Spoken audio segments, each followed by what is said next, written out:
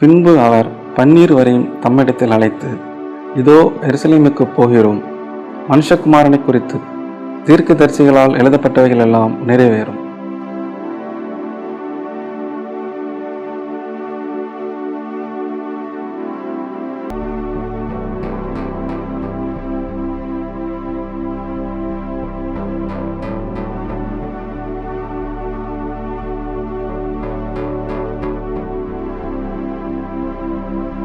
நம்முடைய கர்த்தராகிய இயேசு கிறிஸ்துவின் நாமத்தினாலே நேயர்கள் யாவரையும் அன்போடு கூட வாழ்த்தி வரவேற்கிறேன். இந்த நேரத்திலும் கர்த்தருடைய வார்த்தையை தியானிக்கும் முன்பதாக நாம் ஜெபம் செய்வோம். லெந்து நாட்களில் நம்ம ஒவ்வொரு நாளும் ஒவ்வொரு செய்தியை கேட்டுக்கொண்டு இருக்கிறோம். கிருபையாக ஆண்டவர் இந்த லெந்து நாட்களை நமக்கு தந்திருக்கிறார். இதில் நம்மை நாம் ஆராய்ந்து நிதானித்தால் நாம் நியாயம் தீர்க்கப்படும். கர்த்தர் கொடுத்த கிருபையின் நாட்களை நம்ம பயன்படுத்தி அவரோடு இன்னும் நெருங்கி சேர்வதற்கான கொடுத்த இந்த லெந்து நாட்களை ஆண்டவர் ஆசீர்வதித்து தருவாராக. ஏழை மனு உருவை எடுத்த இயேசுராஜன் உன் அண்டை நிற்கிறார், ஏற்றுக்கொள்ளவரை தள்ளாதே, ஏற்றுக்கொள்ளவரை தள்ளாதே. கைகளில் கால்களில் ஆணிகள் கடவ, கடும் முள்முடி பொன் சிரசில் சூடிட, கந்தையும் நிந்தையும் வேதனையும் சகித்தார், சொந்தமான இரத்தம் சிந்தினார் உனக்காய், கனிவுடன் உன்னை அழைக்கிறாரே, கனிவுடன் உன்னை அழைக்கிறாரே. ஏழை மனு உருவை எடுத்த அவர் மரணத்தால் சாத்தானின் தலை நசுங்க, அவர் இரத்தத்தால் பாவ கரைகள் நீங்க, உந்தன் வியாதியின் வேதனையும் ஒழிய, நீயும் சாபத்தினின்று விடுதலை அடைய, சிலுவையில் ஜெயித்தார் யாவையும், சிலுவையில் ஜெயித்தார் யாவையும்.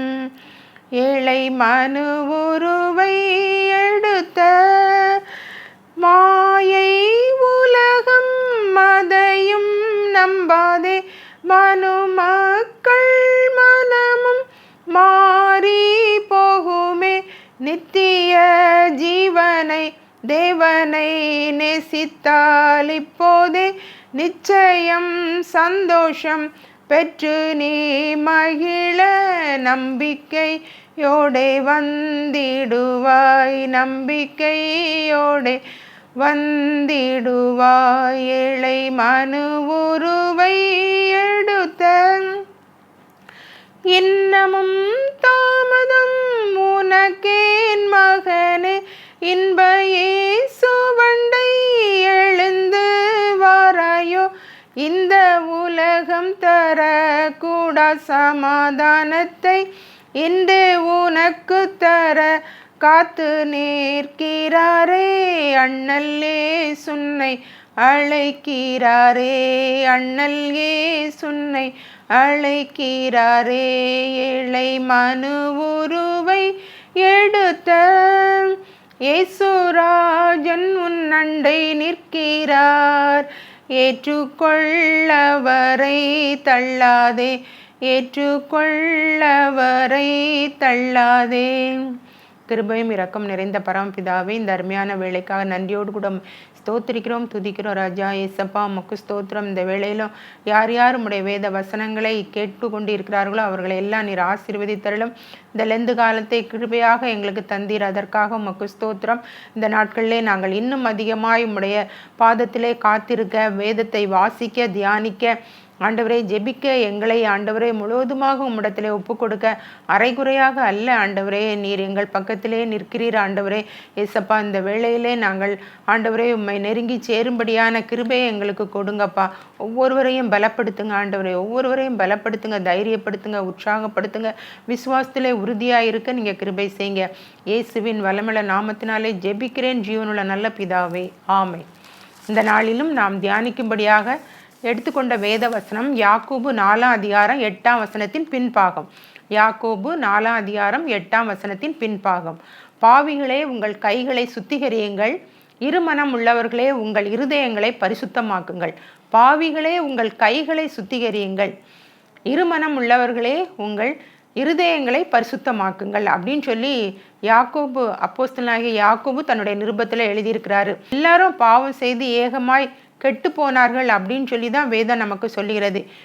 ரோமர் 5ஆம் அதிகாரம் 12ஆம் வசனத்தில் பார்த்தீங்கன்னா, ஒரே மனுஷனாலே பாவமும் பாவத்தினாலே மரணமும் உலகத்திலே பிரவேசித்தது. அதே போல் ரோமர் 3ஆம் அதிகாரம் 23 எல்லாரும் பாவம் செய்து தேவ மகிமை அற்றவர்களானோம் அப்படின்னு சொல்லப்பட்டிருக்கிறது. அப்போ எல்லாருமே பாவம் செய்துட்டோம்.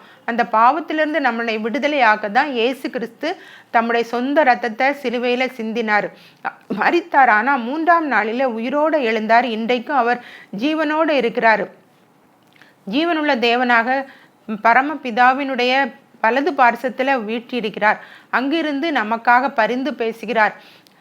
ஒரு தோட்டக்காரன் தன்னுடைய வேலைக்காரன்கிட்ட சொல்கிறாரு, இந்த மரம் அத்தி மரம் 3 வருஷமாக நான் இதில் கனியை தேடுகிறேன், அதில் ஒரு நாளும் எனக்கு கனி கிடைக்கல, அதனால் இதை வெட்டி அழிச்சிருவோம் அப்படின்னு சொல்கிறாரு.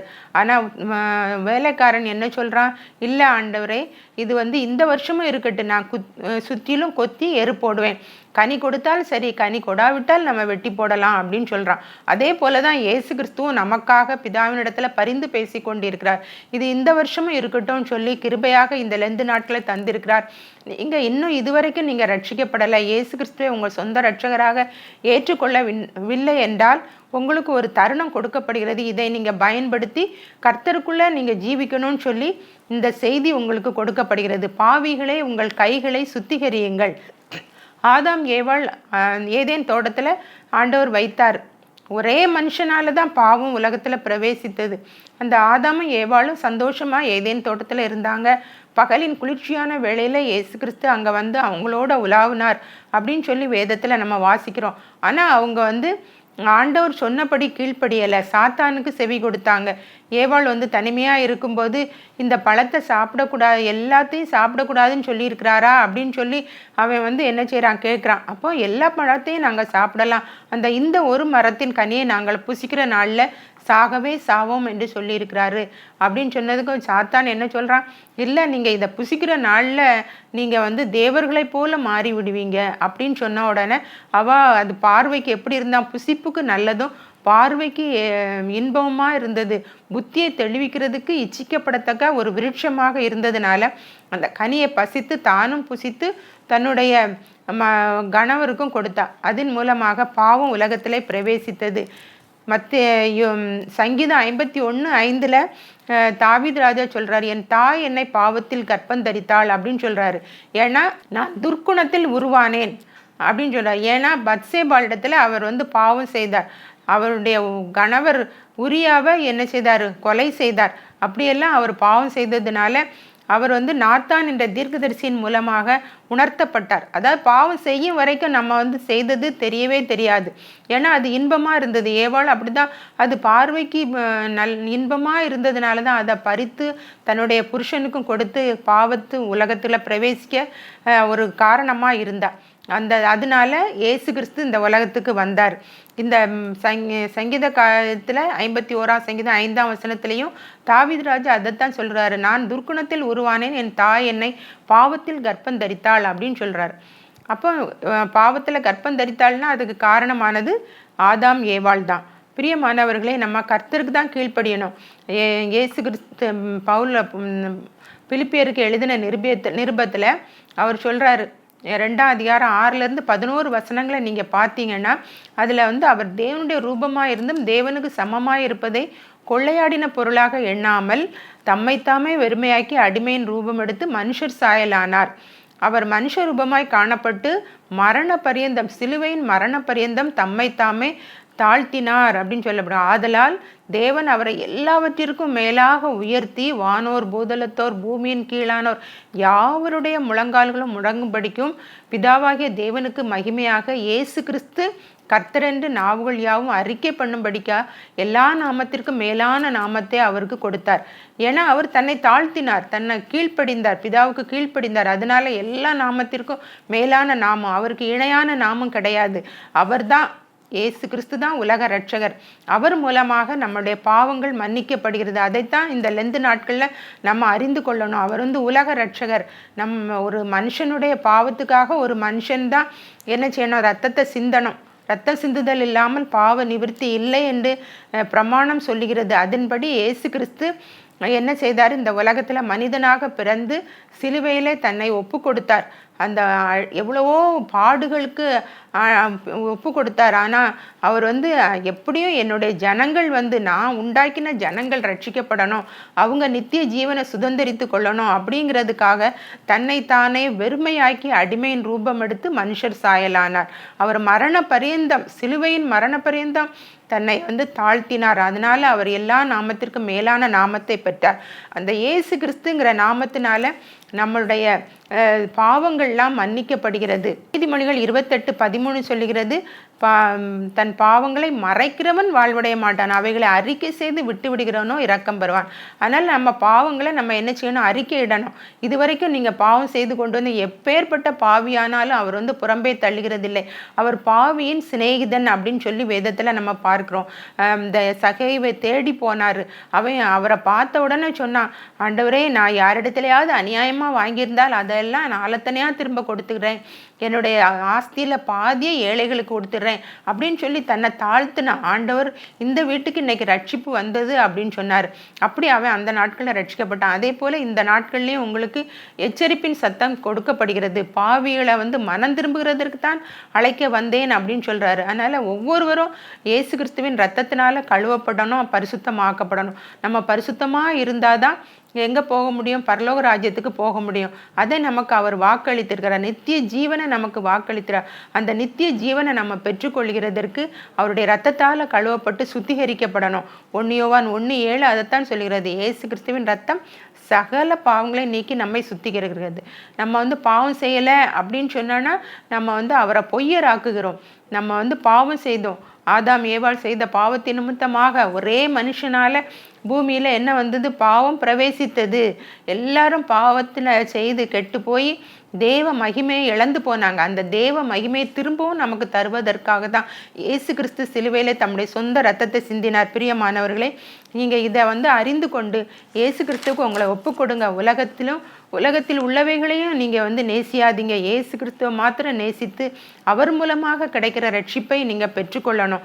இந்த நாள் அதற்காக தான் உங்களுக்கு கிருபையாக கொடுக்கப்பட்டிருக்கிறது. எத்தனையோ பேருக்கு கொடுக்கப்படலை, உங்களுக்கு கொடுக்கப்பட்டிருக்கிறது. இந்த நாட்களில் உங்களை நீங்கள் வந்து நிதானமாய் அறிந்து கொள்ளுங்கள், அப்பொழுது நீங்கள் ரட்சிக்கப்படுவீர்கள். யாக்கோபு 4:7 சொல்லுகிறது, தேவனுக்கு கீழ்ப்படிந்திருங்கள், பிசாசுக்கு எதிர்த்து நில்லுங்கள், அப்பொழுது அவன் உங்களை விட்டு ஓடி போவான். பாவம் செய்யக்கூடிய ஒரு தருணம் வருது அப்படின்னு சொன்னாலும் நீங்கள் வந்து பாவம் செய்யாதபடிக்கு உங்களை பாதுகாக்கிறதுக்கு தம்முடைய பரிசுத்த ஆவியை அவர் உங்களுக்கு கொடுக்க வல்லமையுள்ள தேவனாய் இருக்கிறார். பிரியமானவர்களை, பிசாசுக்கு எதிர்த்து நில்லுங்கள், பிசாசுக்கு இடம் கொடாமல் இருங்கள் அப்படின்னு சொல்லி எபேசியர் 4:27 சொல்லுகிறது. அப்படி நம்ம பிசாசுக்கு இடம் கொடுக்கக்கூடாது. பாவம் செய்கிற எவனும் யாருக்குரியவனாக இருக்கிறான்? பிசாசுக்குரியவனாக இருக்கிறான். தேவனுக்குரியவன் பாவம் செய்யான் அப்படின்னு சொல்லி நம்ம 1 யோவான் 3:9 பார்க்கிறோம். தேவனால் பிறந்த எவனும் பாவம் செய்யான். வெளிப்படுத்தல் 3:20 சொல்லுகிறது, இதோ வாசற்படியில் நின்று தட்டுகிறேன், ஒருவன் என் சத்தத்தை கேட்டு கதவை திறந்தால் நான் அவனுக்குள் பிரவேசித்து அவனோடு கூட போஜனம் பண்ணுவேன், அவனும் என்னோடு கூட போஜனம் பண்ணுவான் அப்படின்னு சொல்லப்பட்டிருக்கிறது. அதுக்கு அடுத்த வசனம் 21 சொல்லுகிறது, ஜெயங்கொள்ளுகிறவன் எவனோ அவன் நான் வந்து ஜெயங்கொண்டு எப்படி பிதாவினுடைய வலது பரஸ்தல வீட்டிருக்கிறனோ அதே போல ஜெயங்கொள்ளுகிறவன் எவனோ அவனும் என்னோடு கூட சிங்காசனத்துல வீட்டிருக்கும்படி அருள் செய்வேன் அப்படின்னு சொல்லி ஆண்டவர் வாக்கு கொடுத்திருக்கிறார். அவர் வாக்குத்தத்தில் உண்மை உள்ளவர், அவருடைய வாக்கு பொய்யுரையாது. அவர் பொய் சொல்வதற்கு மனுஷன் அல்ல, மனம் மாறா ஒரு மணிபுத்திரனும் அல்ல. பிரியமானவர்களை, இவர் ஆண்டவருடைய வார்த்தையை நீங்க கேட்டுக்கொண்டிருக்கிறீங்க. கேட்கிறவர்களாய் மாத்திரமல்ல, அதன்படி செய்கிறவர்களாகவும் நடக்கிறவர்களாகவும் நீங்க காணப்படணும். அதைத்தான் ஆண்டவர் விரும்புகிறார். பிரியமானவர்களே, அதனால பாவிகளே, உங்கள் கைகளை சுத்திகரியுங்கள். கைகள்னால செய்த பாவம், யாரையும் அடிச்சிங்களா, யாருடைய பொருளையும் நீங்க எடுத்துக்கொண்டீங்களா, கொலை செய்தீங்களா, தன் சகோதரனை பகைக்கிற எவனும் மனுஷ கொலைபாதகனாக இருக்கிறான் அப்படின்னு சொல்லப்பட்டிருக்கிறது. கொலை செய்யணும்னு இல்லை, பகைத்தாலே நம்ம வந்து மனுஷ கொலைபாதகன் என்று வேதம் சொல்கிறது. பிரியமானவர்களே, பாவம் செய்கிற எவனும் பாவத்துக்கு அடிமையாக இருக்கிறான். நம்ம ஆண்டவருடைய இரத்தத்தினால கழுவப்பட்டோம்னா நம்ம விடுதலை ஆகிறோம். இனிமேல் பாவம் செய்யாதபடிக்கு நமக்கு அவர் பரிசுத்த ஆவியானவர் நமக்கு உதவி செய்வார். அந்த பரிசுத்த ஆவியானவர் பாவத்தை குறித்தும் நீதியை குறித்தும் நியாய தீர்ப்பை குறித்தும் கண்டித்து உணர்த்துகிறவர். அதனால் நீங்கள் பயப்படாதீங்க. இது வரைக்கும் நான் பாவம் செய்துட்டேனே, இவ்வளோ பெரிய பாவம் செய்துட்டேனே அப்படின்னு சொல்லி நீங்கள் பயப்படாதீங்க. பாவத்திலிருந்து விடுதலை கொடுக்குற இயேசு கிறிஸ்து உங்களுக்கு அருகில் இருக்கிறாரு. அவர் அந்த பாட்டில் பாடின மாதிரி அவள் உங்கள் அருகில் நின்று கொண்டு இருக்கிறார். அவரை நீங்கள் உங்கள் சொந்த இரட்சகராக ஏற்றுக்கொள்ளுங்கள். இதுவரைக்கும் நீங்கள் ஆண்டவருக்கு பிரியமில்லாத காரியத்தை செய்தாலும் இன்னைக்கு நீங்கள் மனம் திரும்பிங்கன்னா அவர் உங்களை ரட்சிக்க வல்லமையுள்ள தேவனாக இருக்கிறார். அதைத்தான் நம்ம வேதத்தின் மூலமாக அறிந்து கொள்கிறோம். ரெண்டாவதாக அந்த வசனத்தில் என்ன சொல்லப்பட்டிருக்கிறதுனா, இருமனம் உள்ளவர்களே, இருமனம் உள்ளவர்கள், ரெண்டு மனது, அதுவா இதுவா, உலகமா தேவனா அப்படின்னு சொல்லி ரெண்டு மனதாக இருக்கிறது. உலக சிநேகம் தேவனுக்கு விரோதமான பகை. நம்ம உலகத்தை சிநேகிக்க கூடாது. உலகத்தில் தான் இருக்கிறோம், ஆனால் உலகத்தை நம்ம சிநேகிக்க கூடாது. இயேசு கிறிஸ்துவை தான் நம்ம சிநேகிக்கணும். உலக சிநேகம் தேவனுக்கு விரோதமான பகை அப்படின்னு சொல்லப்பட்டிருக்கிறது. அதே போல் இருமனம் உள்ளவன் தன் வழிகளிலெல்லாம் நிலையற்றவனாக இருக்கிறான் அப்படின்னு சொல்லி யாக்கோபு 1:8 பார்க்குறோம். இருமனம் உள்ளவன், ரெண்டு மனசாக இருக்கிறோன்னா நம்ம ஒரு நிலையற்றவங்களாக இருப்போம், சந்தேகப்படுறோம். அதனால தான் ரெண்டு மனசு வருகிறது. எப்படி நம்ம உலகத்தில் உள்ள மனிதர்களை பிரியப்படுத்தணும் அப்படின்னு சொல்லி உலக காரியங்கள் எதெல்லாம் விபச்சாரம், வேசித்தனம், மதுபானம் அருந்துகிறது, கெட்ட நண்பர்களோடு சேர்ந்து பலவிதமான தீய வழிகளில் அருவருப்பான காரியங்களை தேவனுக்கு பிரியமில்லை. நம்ம மனசாட்சியே நமக்கு சொல்லும் இதெல்லாம் பாவம்னு சொல்லி. ஆனாலும் நம்ம மனசை கடினப்படுத்தி கொண்டு நம்ம ரெண்டு மனசில் இருக்கிறோம். ஆண்டவரும் வேணும், உலகமும் வேணும் அப்படின்னு சொல்லி இருக்கிறாங்க. ஆண்டவர் சொல்லியிருக்கிறாரு, வெதுவெதுப்பாக இருந்தான், நீ குளரும் அல்ல அனலும் அல்ல அப்படின்னு சொன்னான்னா, வெதுவெதுப்பாக இருந்தால் உன்னை வாந்தி பண்ணி போடுவேன்னு சொல்கிறாரு. அதனால் ரெண்டு மனசாக இருக்கிறாம, ரெண்டு மனம் உள்ளவர்கள் தங்கள் வழிகளிலெல்லாம் நிலையற்றவனாக இருக்கிறான். இருதயத்தை பரிசுத்தமாக்குங்கள் அப்படின்னு சொல்கிறார். இருமனம் உள்ளவர்களே உங்கள் இருதயத்தை பரிசுத்தம் பண்ணுங்கள். ஏன்னா இருதயத்திலிருந்து தான் பொல்லாத சிந்தனைகள், களவுகள், விபச்சாரங்கள், எல்லா கெட்ட குணமும் அங்கேருந்து வருது. அதைத்தான் நம்ம வேதத்தின் மூலமாக நாம் அறிந்து கொள்கிறோம். அதனால் வேதத்தை அனுதினமும் படிங்க, வேதத்தின்படி நடங்க. அப்போ தான் நம்ம பரிசுத்தமான வாழ்க்கை வாழ்ந்து நம்ம பரலோக ராஜ்யத்துக்கு நம்ம போகலாம். காலம் இனி செல்லாது, வசனம் கேட்க கிடையாத ஒரு பஞ்ச காலம் வரப்போகிறது அப்படின்னு சொல்லி வேதத்தில் தீர்க்கதரிசி சொல்லியிருக்கிறாரு. அதனால் நம்ம வசனம் கேட்கணும், யாராவது ஒரு நல்ல வார்த்தை சொல்ல மாட்டாங்களா அப்படின்னு நீங்கள் தேடினா கூட உங்களுக்கு கிடைக்காத ஒரு பஞ்ச காலம் வரப்போகிறது. அதனால் இந்த தருணத்தை நீங்கள் பயன்படுத்தி கொண்டு கர்த்தருக்குள்ளே உங்களை திடப்படுத்தி கொள்ளுங்க. ஆண்டவர் தான், இயேசுவை தவிர வேற இரட்சகர் இல்லை, மனுஷர்களுக்குள்ளே வேற நாமம் கட்டளையிடப்படவில்லை அப்படின்னு சொல்லி தான் நம்ம அப்போஸ்தலர் 4:12 பார்க்கிறோம். அவராலே அன்றி வேறு ஒருவராலும் ரட்சிப்பு இல்லை, நாம் ரட்சிக்கப்படும்படிக்கு வானத்தின் கீழங்கும் மனுஷர்களுக்குள்ளே அவருடைய நாமமே இல்லாமல் வேறே நாமம் கட்டளையிடப்படவில்லை அப்படின்னு சொல்லப்பட்டிருக்கிறது. நீங்கள் சிம்சோனை குறித்து பார்த்தீங்கன்னா, நியாயாதிபதிகள் 14 அவருக்கு அவங்க அப்பா மனோவா, அவருக்கு குழந்தை இல்லாமல் இருந்தது. ஆனால் ஒரு நாள் கர்த்தருடைய தூதன் மனோவாவினுடைய மனைவி கிட்ட சொன்னார், நான் உனக்கு ஒரு குமாரனை தருவேன் அப்படின்னு சொல்லி. அவங்க ரொம்ப சந்தோஷப்பட்டாங்க. அப்போ கர்த்தருடைய தூதன் சில காரியங்களை சொன்னார். அவன் வாழ்நாள் எல்லாம் நசரேனாக இருப்பான், அவன் தலையில் கத்தி படக்கூடாது, நீ அவன் வயிற்றில் இருக்கும் பொழுது நீ என்ன செய்யக்கூடாது, திராட்சை செடியில் உண்டாகிற எதையும் நீங்கள் சாப்பிடக்கூடாது அப்படின்னு சொல்லியிருந்தாங்க. அந்த கட்டுப்பாடோட அந்த அம்மா அவனை பெற்று எடுத்தாங்க. அவனுக்கு சிம்சோன்னு பேரிட்டாங்க. அந்த சிம்சோனை எதற்காக ஆண்டவர் அப்படி கொடுத்தார் அப்படின்னா, இஸ்ரவேல் ஜனங்களை பெலிஸ்தரின் கையிலிருந்து விடுவிக்கும்படியாக தான் அவனை ஏற்படுத்தினார். ஆனால் அவன் அங்கே போய் என்ன செய்தான், பெலிஸ்தர்களுடைய பெண்ணை அவங்க அம்மா கிட்ட சொல்கிறான். அவங்க அம்மா அப்பா கிட்ட எப்படி சொல்கிறான், அவள் என் பார்வைக்கு இன்பமானவள், அவள் எனக்கு பிரியமானவள் அப்படின்னு சொல்லி. பெலிஸ்தர் இஸ்ரவேலருக்கு சத்துருக்கள், இஸ்ரவேலர் தேவனுடைய ஜனங்கள், அவங்களுக்கு சத்துருவாக இருக்கிற அந்த பெலிஸ்தரில் போய் குமார்த்தி எடுக்கப்படுறான்.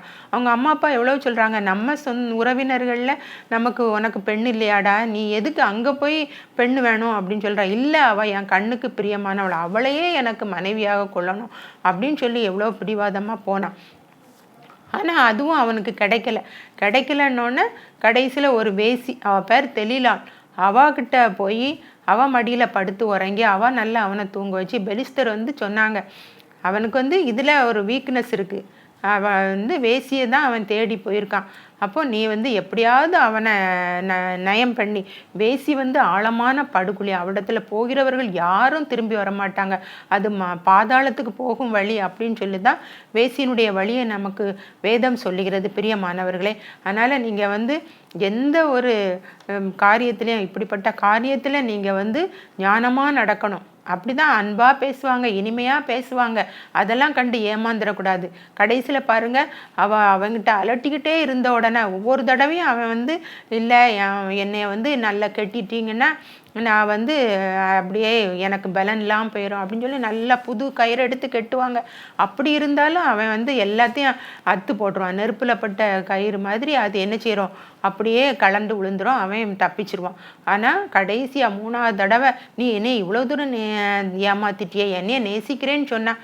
ஆனால் அவள் எப்படிப்பட்டவா, அவங்க பெலிஸ்தர் என்ன சொல்கிறாங்க, நீ அவனை காட்டி கொடுத்தேன்னா நாங்கள் உனக்கு இவ்வளோ வெள்ளி காசு தருவோம் அப்படின்னோடனே அவள் பணத்துக்காக அவனை என்ன செய்கிறா, காட்டி கொடுத்துருக்கா. அவங்கிட்ட அன்பாக பேசுகிறா. அவள் அன்பாக பேசின உடனே அவனும் அதில் மயங்கி என்ன சொல்கிறான், என்னுடைய தலைமயிரை நீங்கள் வந்து வெட்டிட்டீங்கன்னா நான் வந்து மற்ற மனுஷரை போல் ஆயிடுவேன். அதே போல் அவங்க வந்து அவன் தலைமயிரை வெட்டிட்டாங்க. அவன் எப்பவும் போல் நான் எழும்பிடலாம் அப்படின்னு சொல்லி எழும்பினா அவனால் எழும்ப முடியல. அவனுடைய பலன் போயிட்டு, அவனுடைய பலன் எல்லாம் அவன் வந்து நசரேய விரதம், அவன் தலையில் சவரகன் கத்தி படக்கூடாது.